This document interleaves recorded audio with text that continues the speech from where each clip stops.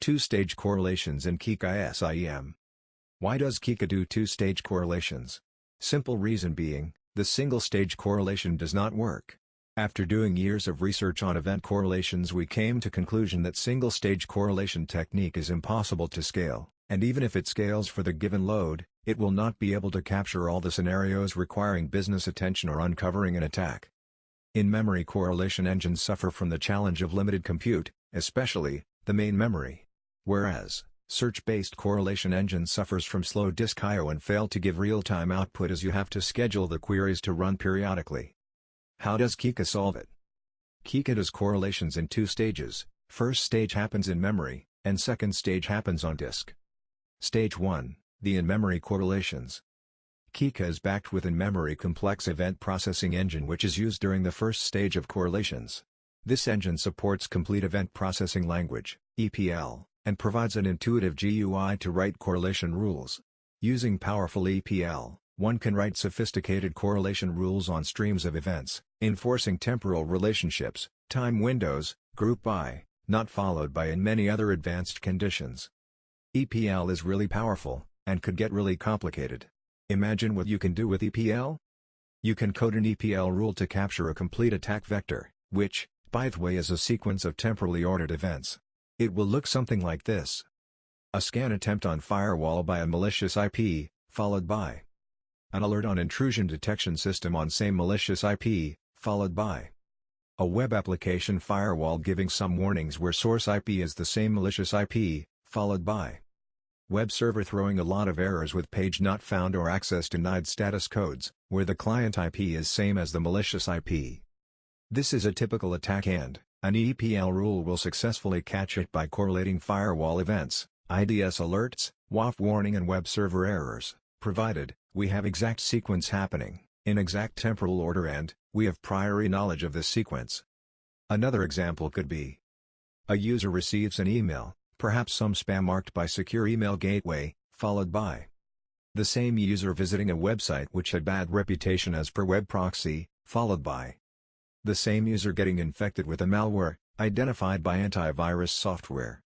This again, is a possible attack, and our EPL rule will capture it by correlating alerts from Secure Email Gateway, web proxy and antivirus, provided we have exact sequence happening, in exact temporal order, and we have priori knowledge of this sequence.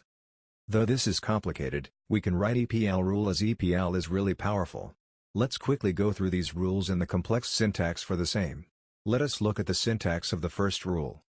Here we write a pattern to identify several drops by a firewall, 10 or more, to be precise, followed by an accept from the same source IP. Then, we correlate this with an IDS alert where the source IP is the same as that of the source IP seen in firewall. We also correlate the destination IP here. Further, we look for WAF warning originating from the same source IP address and same destination IP address under attack.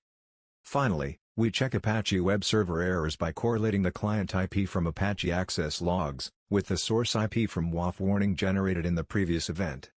This is a complex correlation rule, enforcing exact temporal ordering and time window. This means, all the events have to happen in exact predefined sequence and within certain time window. Now, let us look at the syntax of the second rule. Here we create the pattern by starting with a spam email alert generated by an email gateway, and correlate it with the subsequent alert from web proxy or secure web gateway, using username as the common field. We further correlate it with antivirus alert on the same username. All this has to happen in predefined sequence and within certain time, say 10 minutes. What did we learn from this? It is not easy to write EPL rules, because the syntax is complicated, and it needs priori knowledge of all possible sequences. Also, exact temporal ordering has to be known beforehand. The similar limitation exists in disk-based correlations, where you have to fire queries periodically, which puts a strain on disk I/O. Moreover, the time windows have to be reasonable, otherwise, we will run out of memory.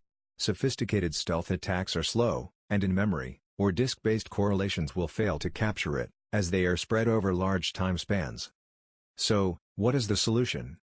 Though, theoretically it is possible to write any EPL rules or disk-based queries, Khika does not recommend writing overtly complicated rules, considering all limitations explained so far. In fact, Khika recommends you to write simple EPL rules where cross-device correlations are not considered at all. It is easier to write separate rules for each data source, and allow Khika to correlate everything together, using the inbuilt incident creation algorithm. In the next section, we will explain how Khika does this, and various advantages of doing so. Please stay tuned, and write to us on info@khika.com for more information.